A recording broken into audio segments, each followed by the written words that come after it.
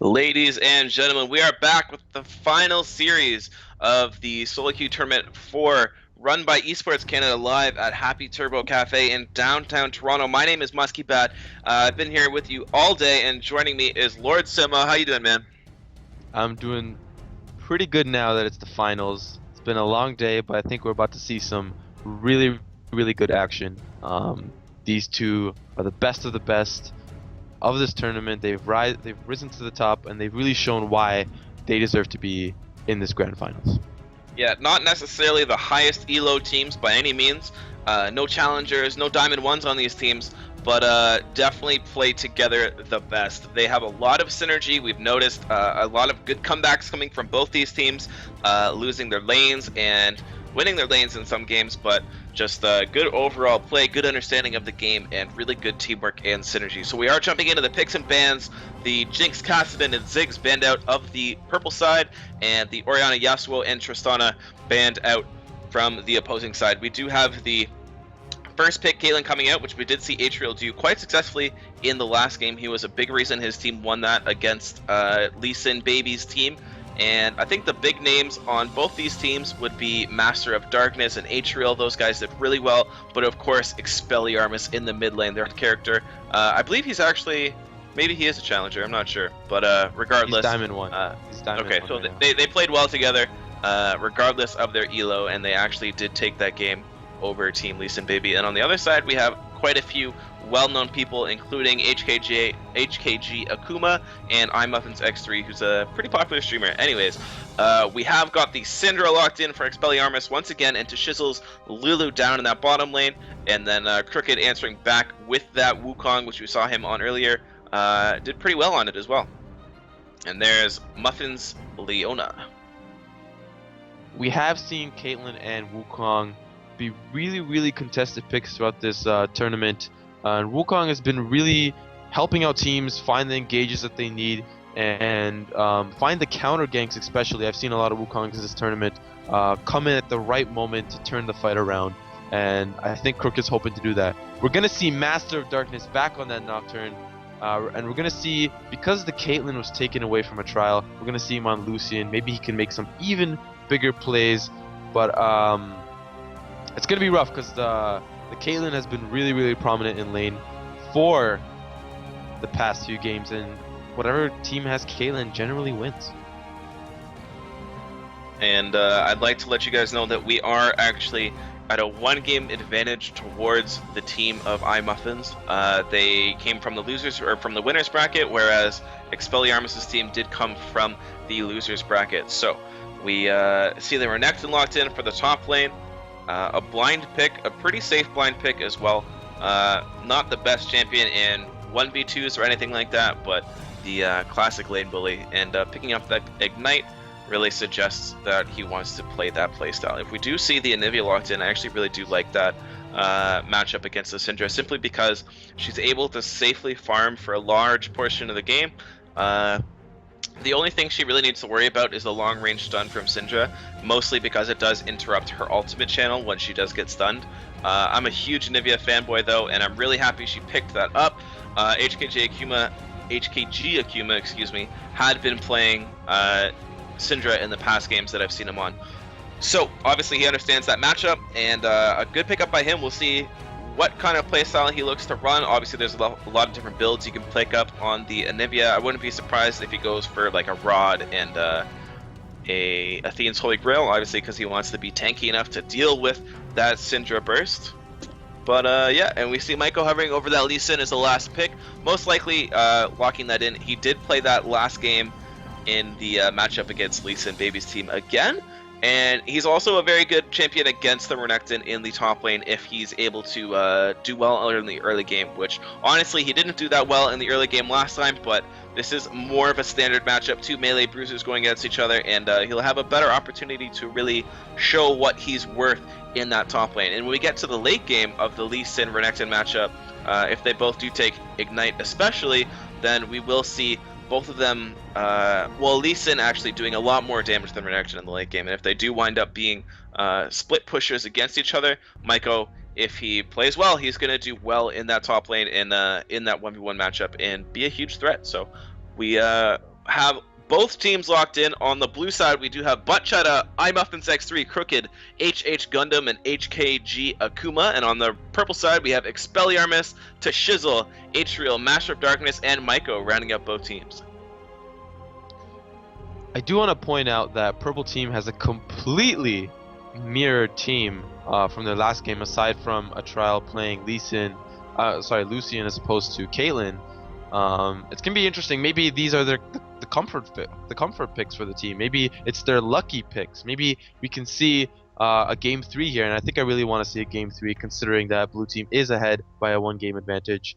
But yeah, as we were saying, the Anivia pick is really, really good against the Syndra, and just like a Zillion, it causes the lane to have less kill potential. Expelliarmus is gonna have a hard time taking down that Anivia, especially if he goes Rod, like you were saying earlier, in Chalice, gonna have a lot of health and tankiness to deal with that Syndra. So it's gonna be probably one of the lanes that I'm looking forward to see the most, Anivia versus Syndra. Okay, so I'd also like to point out that the matchup in the bottom lane is also very similar as the last one, because it is Lulu against that Leona again, and Tashizzle obviously doing really well down there. Put a lot of pressure down into that lane. Both teams have a lot of poke in that bottom lane, so we'll see who's able to kind of take advantage, who's able to play it right. And yeah, we got about 2 minutes to get into the game. Anything really explosive in these teams that you're worried about? Maybe kind of carrying over, maybe like a strong early game, mid game, something like that? If you take a look at Maiko, he did decide to go with teleport this time as opposed to ignite. I think he's hoping to have a lot more pressure around the map. Possibly they want to control Dragon a lot better than they did before against Lee Sin Baby's team. But Renekton without the teleport, it's either he's gonna continue the push into the top lane, or I don't really know what I think about this top lane. I think that Maiko is just gonna be a lot more dominant in his presence, and he's gonna be a huge threat around the map as opposed to HH Gundam, which is just gonna be stuck with Ignite in top lane, pushing down the turret. Yeah, you can tell he really does want to win that lane as hard as he can. And on the flip side, I'd like to point out just the way that the team comps are going to interact this game. Notably, on the side of the purple team, their team comp is a lot heavier in terms of that dive. They have the Lulu ult on the Lee Sin and the Nocturne. Obviously, the culling following up on the long range, and Expelliarmus's long range stun as well. Whereas on the other side, there's a lot of AoE damage, especially coming out of Renekton. A lot of people do kind of forget about the amount of AoE damage that his ultimate does, and combo that with the Anivia ultimate, which will keep people in that, and of course the Wukong and Leona ultimate. They've got pretty decent engage, and then if the Anivia plays well enough, she should be able to protect her AD carry from Maiko and Master of Darkness from that dive. It's just all about dodging the skill shots of Expelliarmus. Tashizzle will have a good chance this game to really show his stuff on Lulu, because he'll be able to interrupt a lot of Anivia's channeled abilities, which is a big deal. If you can put CC down onto Anivia in the middle of a team fight, if you can interrupt her ult channel, it's a big deal. If she can knock it up with an ult, take that. It's like 4 or 5 seconds before Anivia can cast her ultimate again. That's a lot of damage she'll miss out.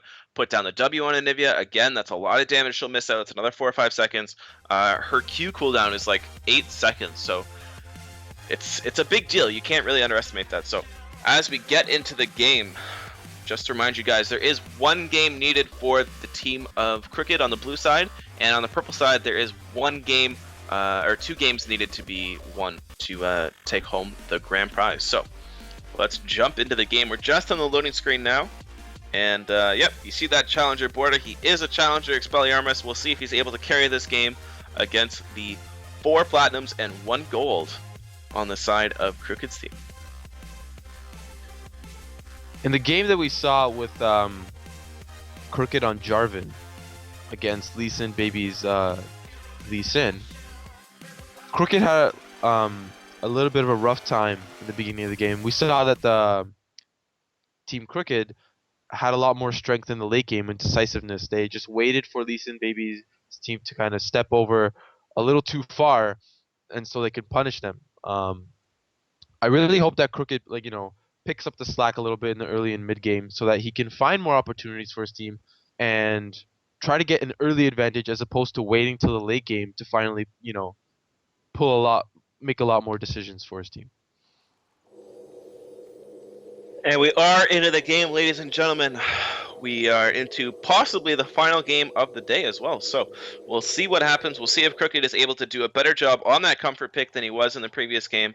And let's hop into it. We'll see if there's any late invades, any early invades, something like that. Not that much level 1 action has been coming out these last couple of games, but we'll see what happens. Just like all the other level 1s, I'm not exactly sure if there's going to be a late invade. It also depends on what spells these players take first, but it looks like we're going to have to see a pause. Caitlin's got to reset the hotkeys, and Expelliarmus is going to go on a break. I'd like to point out this interesting start actually coming out of HH Gundam in the top lane.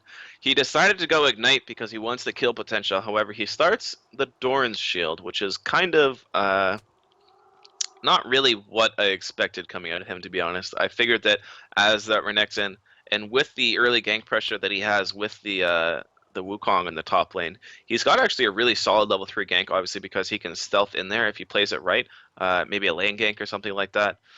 So interesting decision by him, whereas on the other side we see Nocturne deciding to pick up that red trinket again. He really does like to deny that early vision, and it's a good strategy by him. So I think that Renekton has enough damage, aside from the Doran Shield. I mean, he needs some kind of defense against the early game of Lee Sin, and I still think that Renekton has enough damage, despite having a Doran Shield, to completely punish Lee Sin for some mistakes that he might make, some auto attacks that he might make against the Renekton. But I think that Renekton has a favorable matchup regardless of what he buys, because Renekton has that early game dominance, and he's got the gank presence of Wukong starting red side and then making his way to blue and helping him out in the top lane. Yep, we will see. Maiko did have a tough time in the previous game. It's hard to say the way the matchup will go, obviously, because Maiko does have that TP. In terms of items, like you said, it could go both ways, but we'll see what actually does happen. Anyways, we see both teams meeting up in towards that bush. Shizzle taking a bunch of damage early. The Zenith Blade, not enough to land. They're going to continue the chase, but they're going to have to back off because Crooked took a little bit too much damage. Recalls coming out from both teams.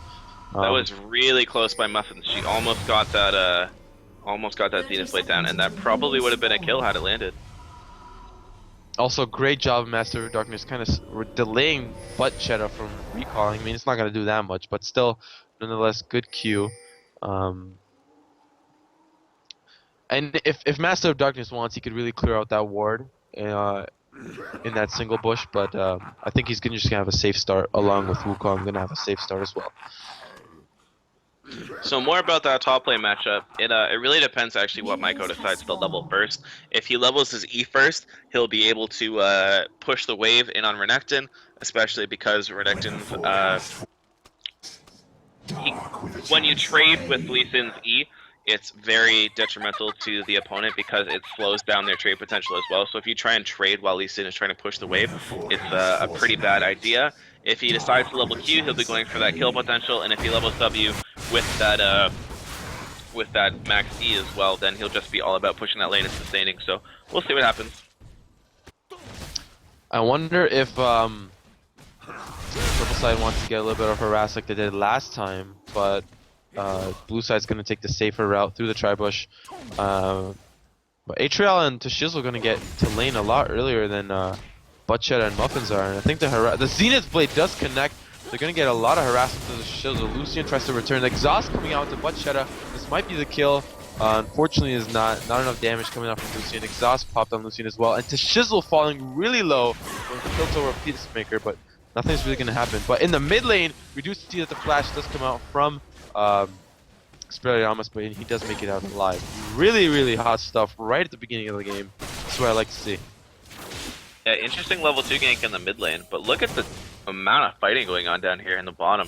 Obviously the level 2 initiate advantage goes over to Atrial. He decides to jump in, but no follow-up from his support, unfortunately.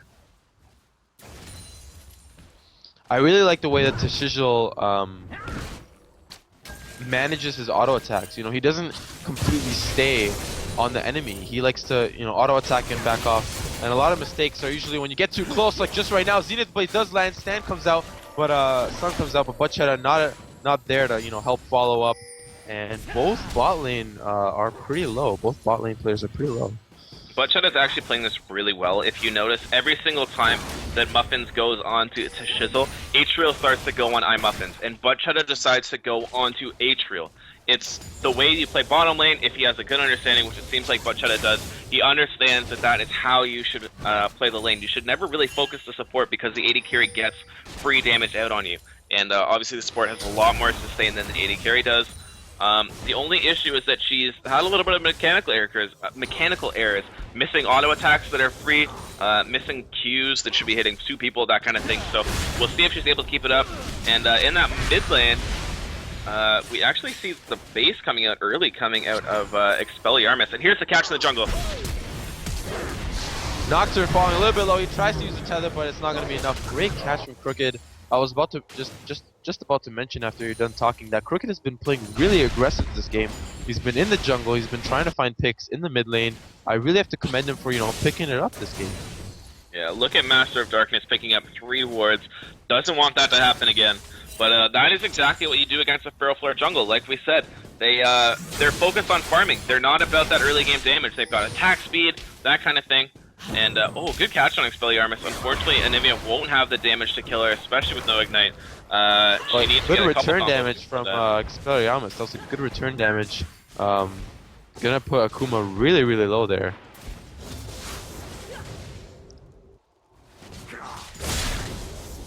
Yep, and in that top lane, both teams pretty much just farming it out. Nobody's taking any real advantage in the lane. I think that when Lee Sin backs, he's gonna have a greater fight potential against Renekton, depending on what Renekton buys. But Gundam has had a lot more success in harassing Maiko and even having a small minion lead against the Lee Sin. He's gonna back here, and he's probably gonna teleport straight back after his purchase. Yeah, that is sort of what you can expect when somebody takes a Doran's Blade. Obviously, just their early game trades are going to be way better than yours. Unfortunately, his missing random CS is not what Butchetta needs to do in this game. He needs to be able to match with Atrial in that CS department. Otherwise, he's going to have a big time, a bit of trouble keeping even with him in terms of the damage. He picked that Caitlyn away from him, and he's got to make something happen with it. Uh-oh, Nivea's in trouble. Expelliarmus level 6, not using the ulti. I think she wants to save it a little bit, harass Akuma to a point where he has to be, or get her link. Because I think Expelliarmus knows. Atrial knowing that he's got that trade potential.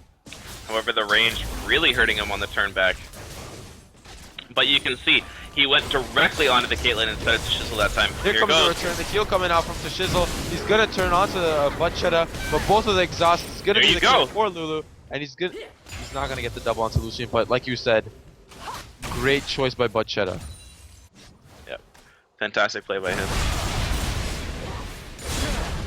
In the top lane, we have a little bit of butting heads, but it looks like Renekton's gonna pop the ulti. So and Butchetta gets the kill in the bot lane. Wow, like two eyes at the same place. Gotta look all over the map. It was almost a huge fight at top lane as well. Both ultis were popped, but the trade going in favor of Gundam. Yeah, that Renekton early game is pretty strong, and I think until we see the next couple levels coming out of Lee Sin, we probably won't see him actually take advantage of that lane. He is maxing that E, so once he gets that team out, he'll be able to show the wave in real quick. But he needs to get a couple points in that W before he has the sustain to match Renekton. And as you can see, Renekton has so much dominance in the top lane. He's just leaving Lee Sin having to farm with his Q. And remember what you said last time, farming with your Q is not a good idea. It might be Ignite popped here, but Ignite was popped earlier in a different fight. So Flash coming out from Mako, allowing him to survive there. But as you said earlier in the last game, he had to farm with his Q early game, not being able to know the matchup or not being able to control the matchup. Yep, and we do see Nocturne coming up on that level 6 now, so we'll probably see a gank by him pretty soon. Hard to say where, maybe in the bottom lane since both summoners are down, as we do see Crooked making his way down there too, looking for the gank. They might get the kill onto the Shizzle. Zenith Blade and Stun Pop Cyclone used onto the Shizzle. He's gonna fall down. Giving the kill to Caitlyn, really important to note that the kill's going off to Caitlyn.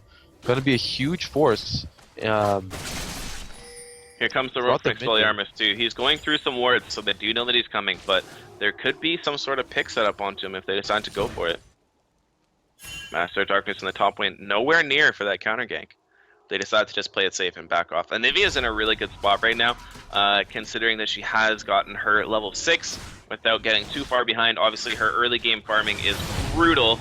That's probably the worst part about Anivia. Just her first couple levels are honestly pretty terrible. But as soon as she hits level 6, she just starts scaling and scaling and scaling until she gets 6 items. So, looking for that Rod of Mages. Once she gets that, she'll be a happy bird. In the last game, Jinx was having a little bit of a hard time putting out a lot of damage onto the enemy team. And when she did find her footing, she was unstoppable. She had all the items that she needed, and I mean, they didn't win the game, but Jinx had a lot of a stronger showing. I think in this game, Caitlyn is obviously ahead of a trial, but Caitlyn's going to be the target. She's going to be the focus.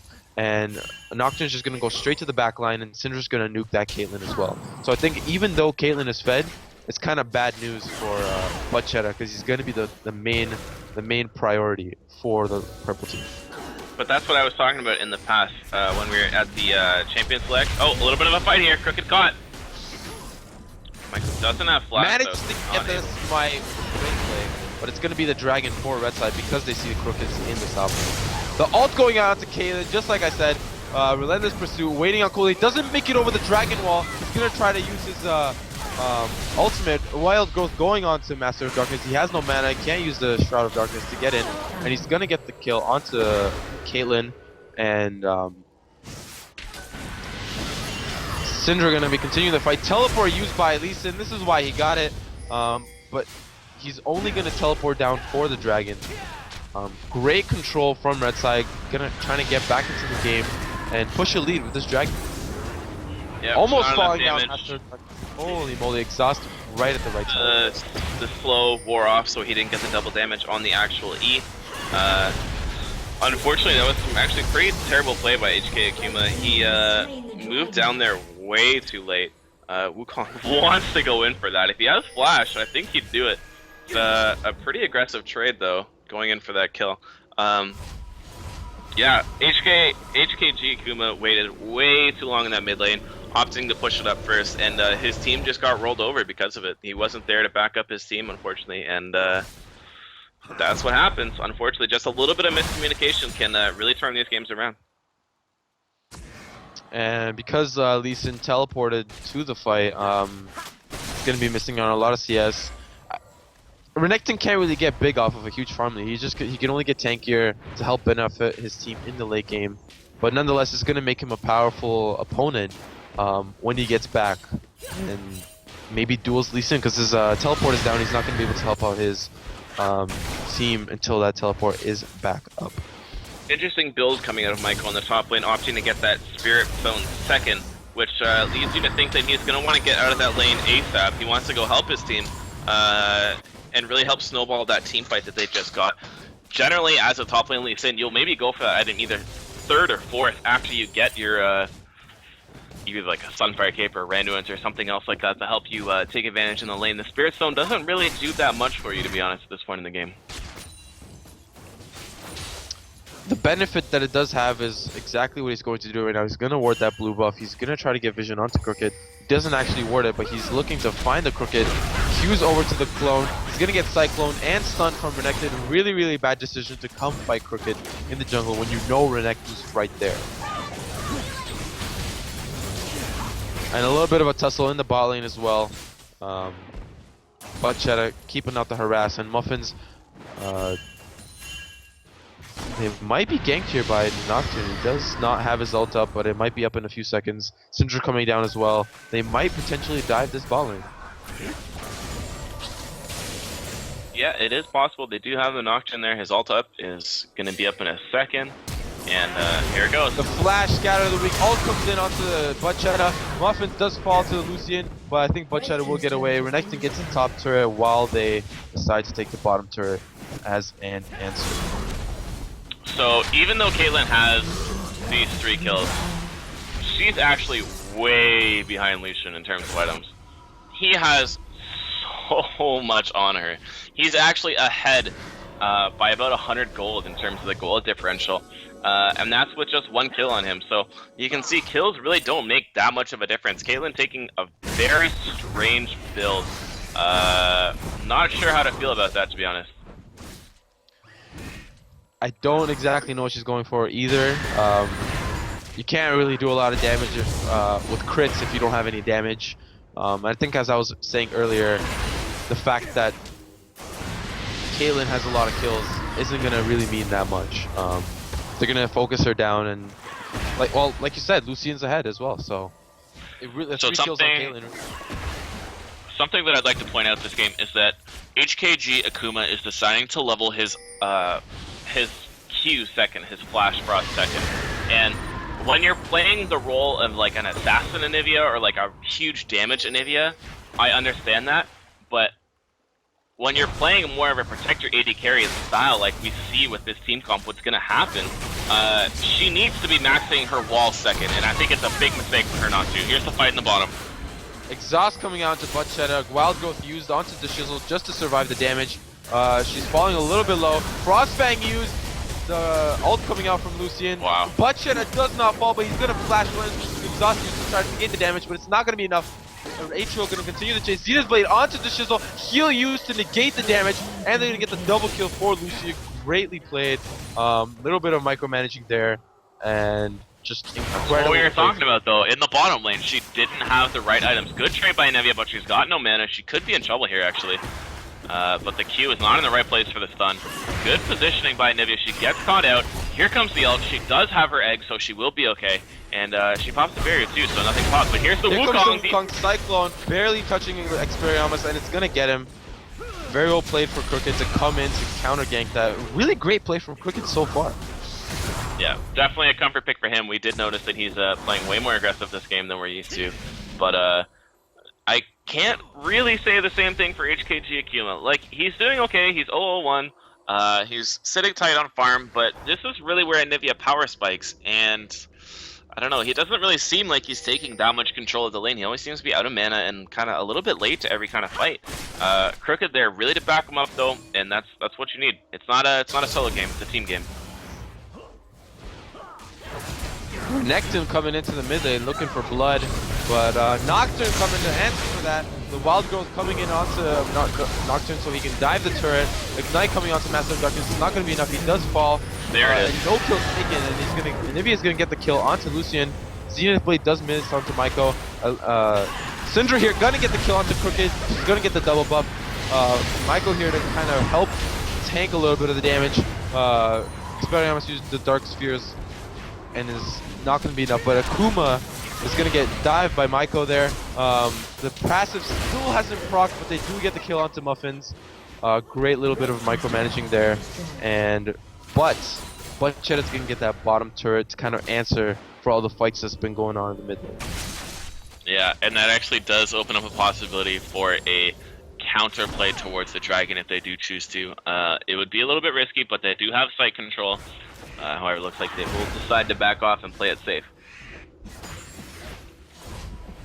So, if we could take stock right now, it is almost 20 minutes into the game. The score is 8-7. 2 towers to 1 for the blue side, and actually a 600 gold lead separating things. Maiko is trying to catch back up in that top lane. He's starting to get a little bit tanky. Eventually, he will scale over that Renekton. It's just a matter of time, so we'll see. Hopefully, the blue team can start handling these team fights a little bit better because the dive potential coming out of the red team is just too much right now.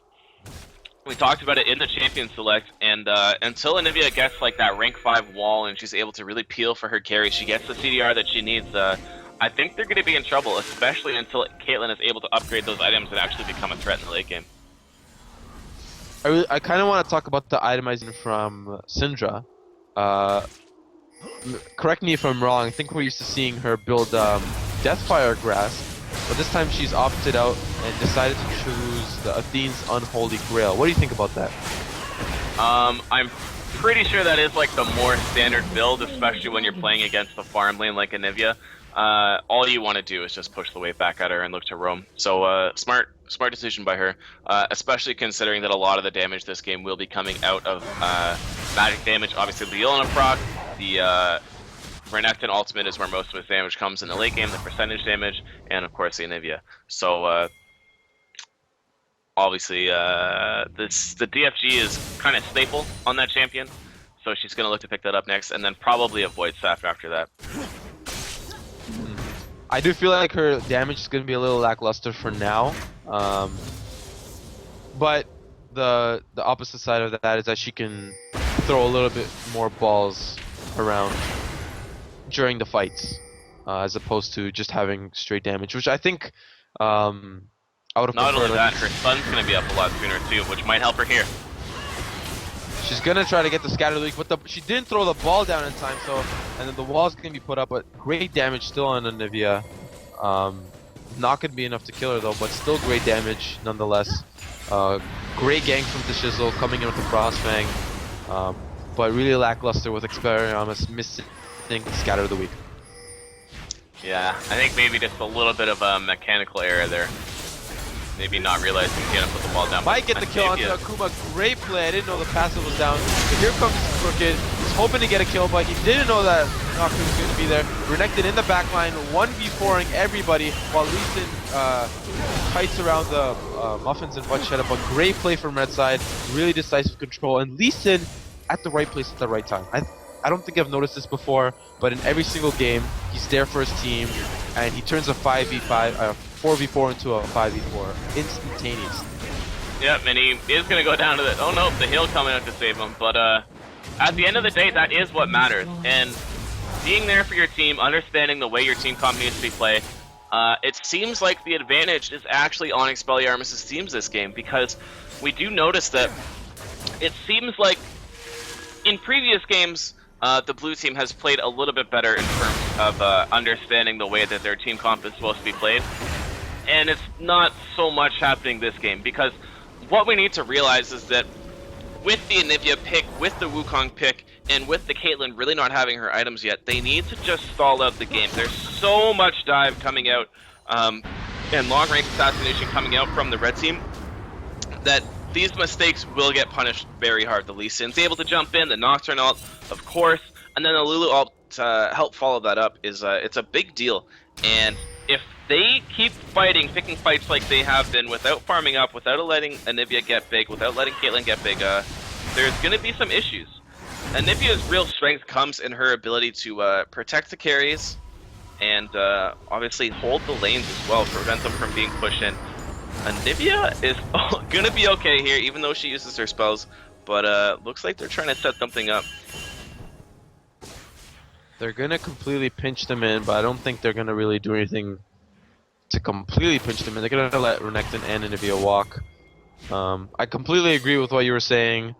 Caitlyn did... Oh, but there may be the catch onto Lulu. Great scatter of the week. Renekton trying to follow up with that, but he was just out of range for the stun. Great flash. You can't really kill them. Even if you had a Leona out there, you just don't have the damage follow up in an AoE sense. Here comes Michael from the side. The Q does connect. He's gonna ult the wrong person, and Wild Growth is gonna be popped onto Lisa. The kill onto Caitlyn from the side, assassinated.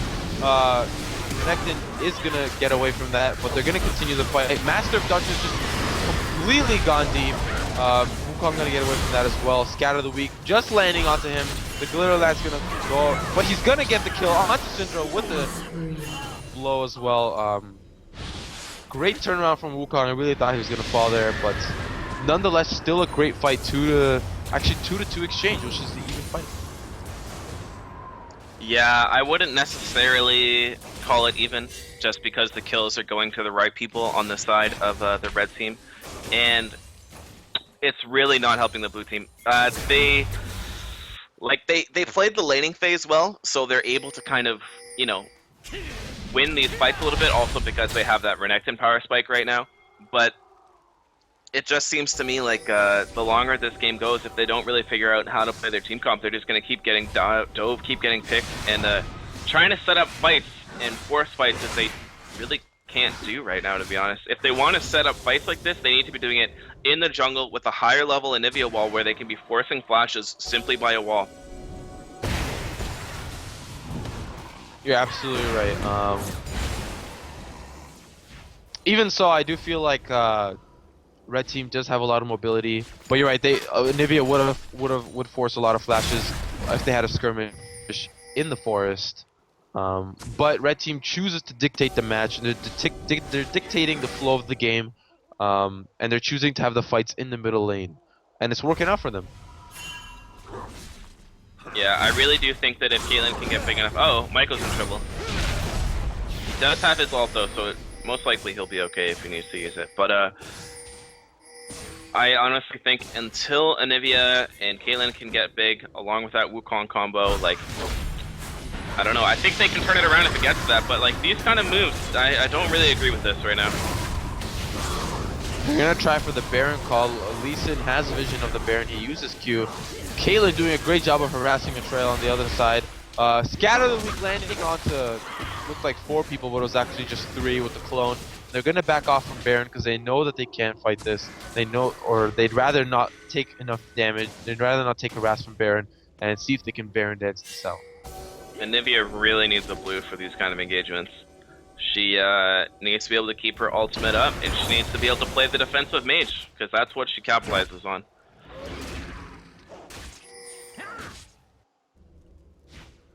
They're going to rotate for Dragon. Red team has vision of this, and they might try to... They almost got crooked low. Ult comes in from Master of Darkness. So bad news for Blue team. They're going to get the Dragon, but that does mean that Red team might go for the Baron. Yep. They are going to go for the Baron. In my opinion, the win conditions for the blue team is simply that they need to play late, play into the late game. Use the power of the Renekton to split push early and play the late game, because these guys are just getting picked over and over and over. Here comes Lee Sin. They're not going to break off from the Baron though. 3-man ult from the Leona. They're going to peel off. Here comes Michael into the middle of the fight, into the middle of the fray. The Nivea egg has been popped. Expelliarmus might fall to the Renekton, but they are going to fight back. Exhaust you. Renekton doesn't get the kill onto Nocturne. Leona gets the kill onto Lee Sin, and that will be a 2-for-2 exchange. I think Expelliarmus really wants his second kill here. He almost got hit by that Piltover Peacemaker there. These fights are getting really, really close. Yeah, it's basically the longer the fight goes on, and the more that they can kite, the better they'll do, and then the re-engage with the Wukong ulti is what they need. It's fine to start the fight with the Leona ult, like we saw there. It was a great Leona ult, and then the Renekton getting in there, but they're going so deep, and they can't do that because there's so much front-loaded burst and dive coming out of the red team. They don't have the items, they don't have the damage to really go in for like a burst kill like that. Anivia can't one-shot a carry the same way Syndra can. It just doesn't work like that. I agree with you wholeheartedly. I think one of the main issues is Renekton's going into the back line of the red team, and Lee Sin and Nocturne are going into the back line of the blue team. But Lee Sin and Nocturne are applying a lot more pressure, and red team is able to completely stop Renekton in his tracks, and continue the fight from there. But with the blue on Anivia, this next fight will go completely a different way, because Akuma's gonna have that mana. He's gonna have that sustain in the fight, and it might be bad news bears for Purple team. It depends if they play safe underneath the tower. Honestly, that's where their advantage is. Like this, wow, so lucky a ball wasn't there. That would have been a dead bird.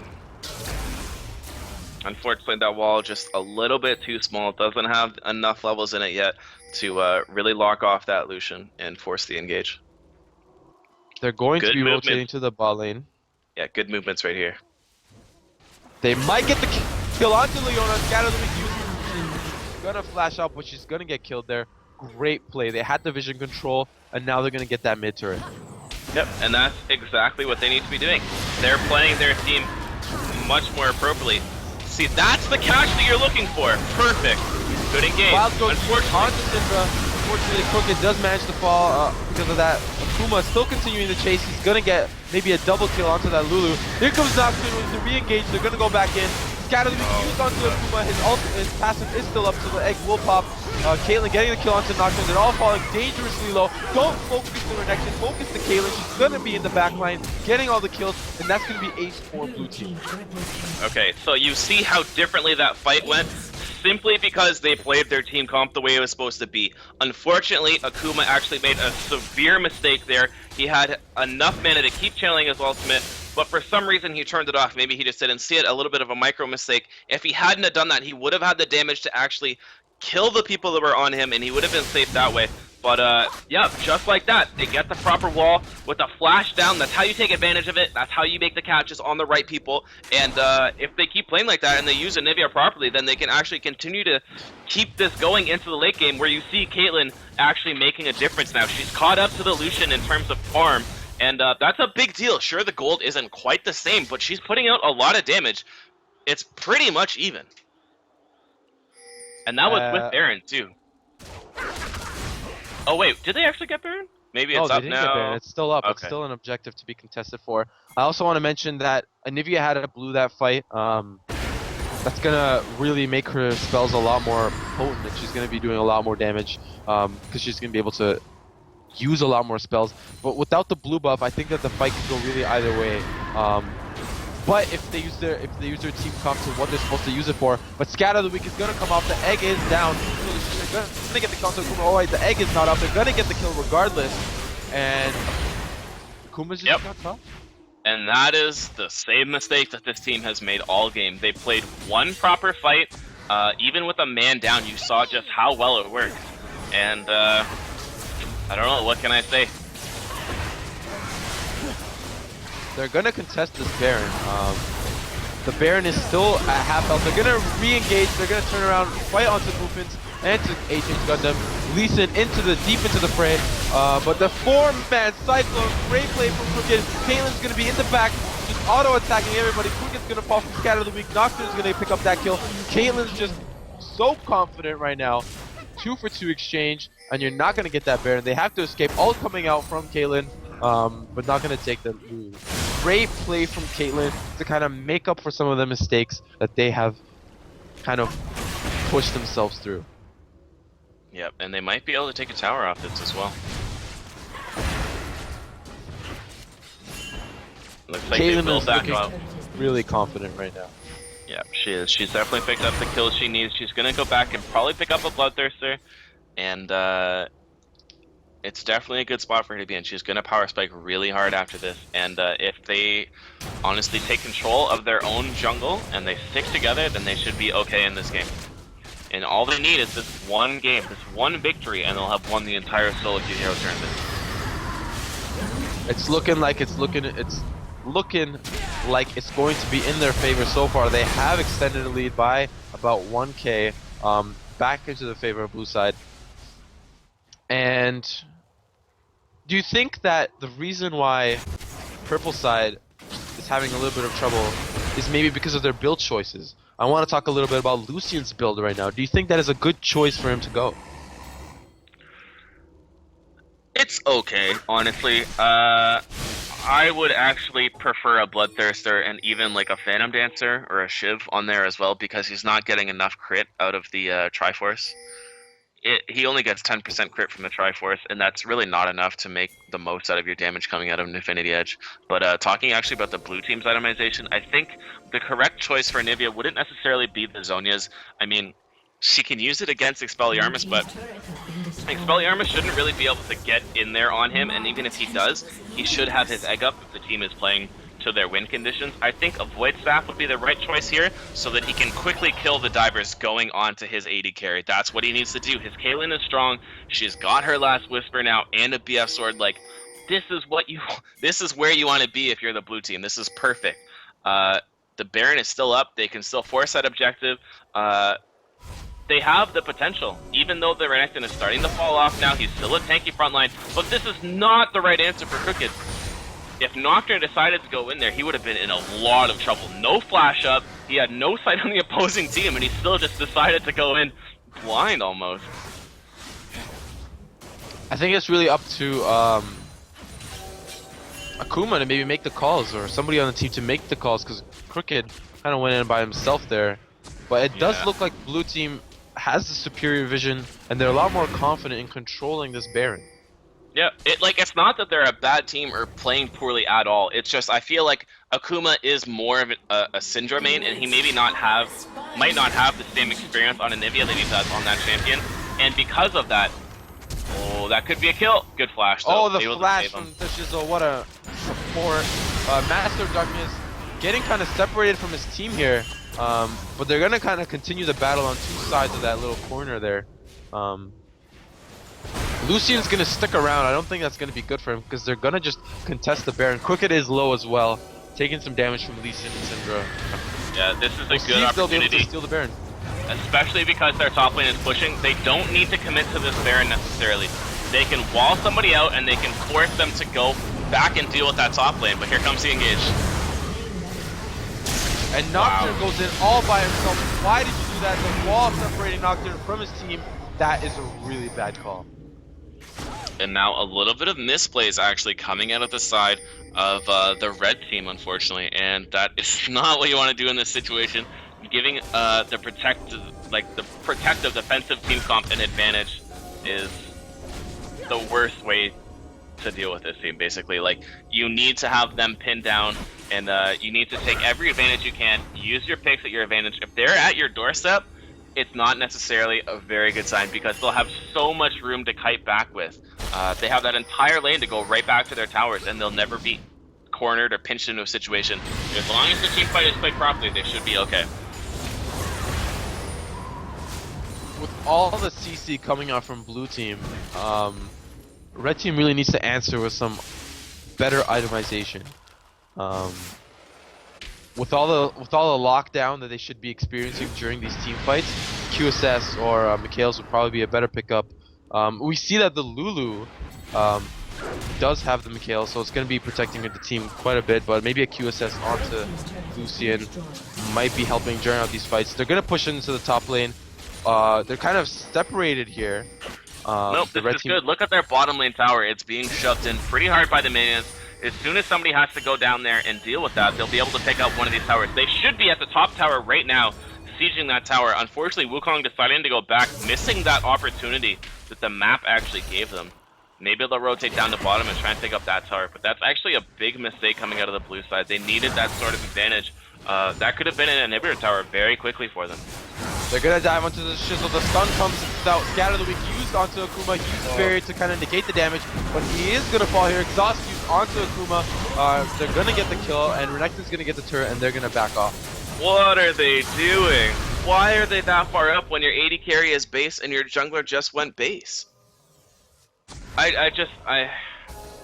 There's some serious miscommunication coming out of this team, and it's not the same team that we saw in the previous game, where they understood how to play safe, how to play till the late game and use their advantage in the correct way. So it's still definitely in the bag for the red team. I'm sorry if Cricket and his team keep playing that way, but they find a pick onto the AD carry. He manages to get out, but he does fall. Master of Darkness is going to turn onto Crooked. They're telling him to back off, and he does back off. Really bad situation for a trial. Kind of the answer for taking the Akuma kill. Both teams just keep getting caught out. Yeah, to me it just seems like both teams are making too many mistakes to call it effectively, to be honest. When it comes down to the late game team comp, it's just gonna be whoever gets caught. If one person on the blue team gets caught, and it's like a significant person like Wukong or Caitlyn or Anivia, that could be a big deal and they would probably lose the game. However, if nobody gets caught and it's a straight up 5v5 team fight, if the item builds eventually get to the point they need to be, if Anivia gets her Void Staff, then I can see the team fight definitely being in the favor of the blue team.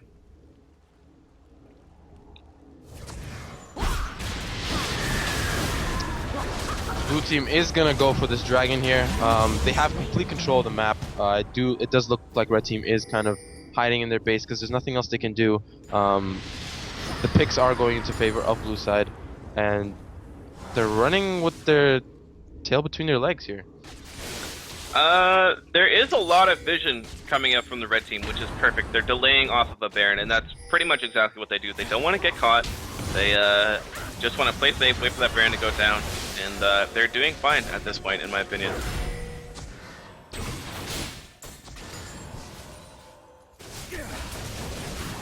Blue team really does need to start getting these waves pushing in every lane, and then try and time the waves pushing in the other lanes with their siege in the mid lane.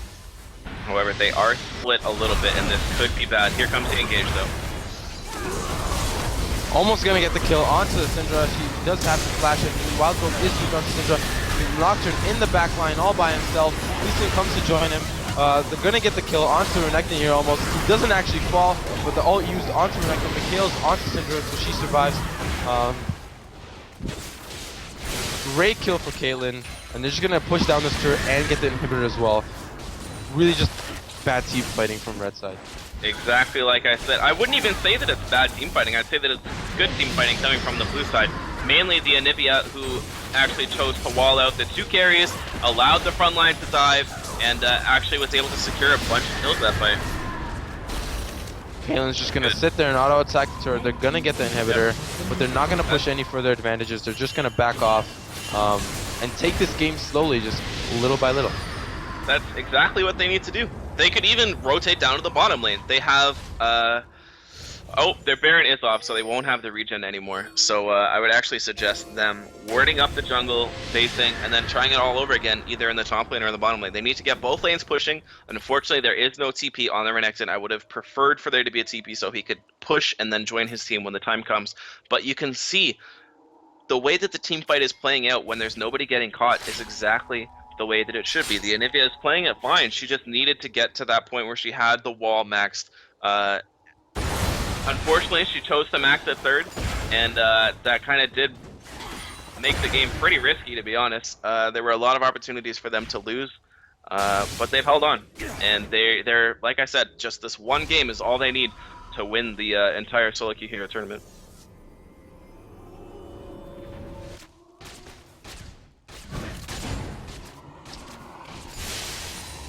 I don't think the red side team gets to Caitlyn fast enough. Caitlyn really has a huge field day in these team fights, and I think they're focusing a lot of their attention on Renekton, which is completely not what they're supposed to be doing. The red team needs to focus on the carries. Here's the thing, though. It's because Anivia is able to play the fight in such a way that she can wall out the opposing team, so only their front line can dive in, and then you have... Oh, hold on, here's the fight. Possibly. Anivia being able to block them off, it forces the carries to deal with Renekton. Otherwise, he'll be doing that AoE damage, sitting on their face, doing a whole bunch, and then with the Wukong jumping in eventually as well, there's just, like, the only thing that they can even really do after they catch Shizzle here. Here comes the kill onto the Shizzle. Wild Growth used. I think he's going to survive. The red buff might get him down. Caitlyn's going to continue the chase while the rest of his team pushes down the mid lane. He's going to stop with the chase. I think they're just gonna peel off for Baron. They don't need to push anything else. As they should. Nope, that's definitely the right call here. They just control the vision and force somebody to go back. They don't need to commit to the Baron right away. If they see the mid, they can do it. But if they're in by the Baron, sure, just let them sit around there. Let that mid wave push. Let your waves push in the bottom. You can see how it's shoving. That's gonna take a bottom tower if they wait long enough. So play it safe. Control the vision exactly like they're doing. You don't need to fight. Just wait. And force them back, and once you see them run back there, you can start the Baron, bring them back in. It's just a game of tug of war, essentially. You're just pulling them back in, making them choose between going bottom, going mid, going top. There they go, exactly, perfect play by the blue team. Great Baron control, great understanding of how you deal with these objectives. Anivia able to zone out the entire team by herself. Is there even a win condition for red side? Picks. They need to create picks. They need to either create picks or they need to have Lee Sin and the Nocturne playing back with their carries, and they need to help the Lucian. I think Lucian needs another offensive item. Honestly, I think he needs to not go for that, which probably will be a Guardian Angel right now. He probably should go for a Phantom Dancer or a Shiv at this point. He needs that final item.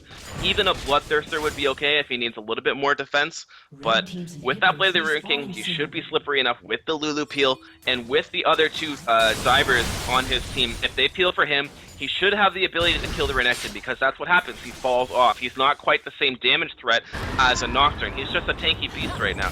So once the Nocturne and the Lee Sin realize that they need to be peeling, then they can vibe on the Anivia, and then they can CC the Anivia. Like I said, if you have the proper CC, you can use the Naka to interrupt her ult. If you can get ahead of the wall, use your dives after the wall is down, and then charge in on them. That's the win condition, I think. It's difficult to play against that team comp, and that's why they couldn't wait for it to get so late. And that's why I was so worried that the blue team was misplaying the team fight. So looks like they get that inhibitor for free. Nivea being able to completely zone out the rest of the team, almost separating Expelliarmus from his team. I think I understand what you're saying now. The way that red team needs to win is be patient in these team fights and not commit all your eggs into one basket. Yep, exactly. They need the other team to be more impatient, and that's basically what's been happening all game. Sometimes it didn't, but because they had that item, oh, here comes a pick. Oh wow, he didn't see him, I guess. Interesting. That could have been real bad. And Avia definitely has the potential to do at least 80% of the Lucian's health in one combo now. The stun still lands onto Lee Sin. We are waiting for the minion wave to push up to the turret.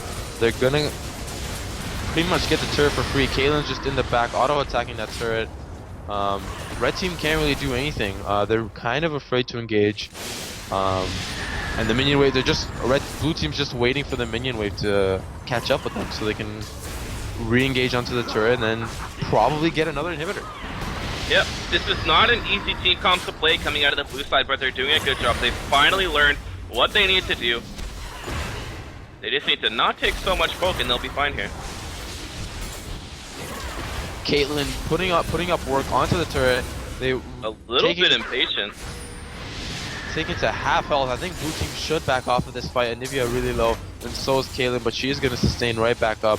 She is a little bit low on mana, so I'm not sure she's going to be able to escape. They really just need to wait for that mid wave to go in, and there it goes. This should be the tower for them once they send someone down. Good culling by the Lucian, but he's not focusing on the wave actually.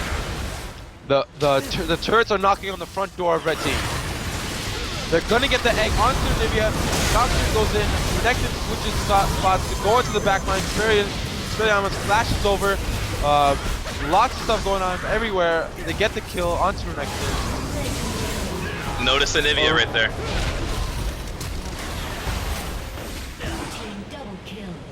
Yep, you see the way that Anivia was right there beside her AD carry the whole time, protecting them.